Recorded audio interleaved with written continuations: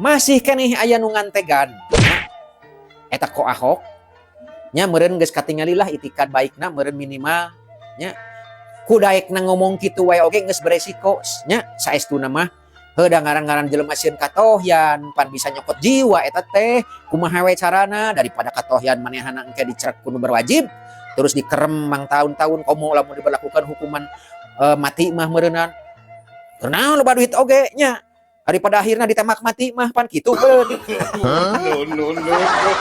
tah anu jeung teh Bang Hotman eta teh masih kena ngiritik yang dirut. Kalau aku yang dirut, mendingan diam. Ini dia komisaris loh. Komisaris berhak mendiskors direktur utama kalau melihat ada pelanggaran. Sekarang kau cuap-cuap, seolah-olah kau manusia suci. Waktu kau mundur, kau dengan tenang mengambil uang bonus miliaran dan gaji komisarisnya. Tidak ada satupun keluhan. Sekarang cuap-cuap seolah-olah kau pahlawan. Ya, mendingan diam. Bukan kalau aku yang dirut, itu pasti beres.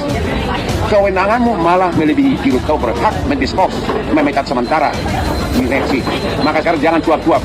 Nggak akan kepilih kau untuk pilpres berikutnya. Nggak ada. Paling 5-3 ekor yang dukung kamu, termasuk 2 nggak akan milih kamu. Pendukung kamu, ayo aku lawan semua.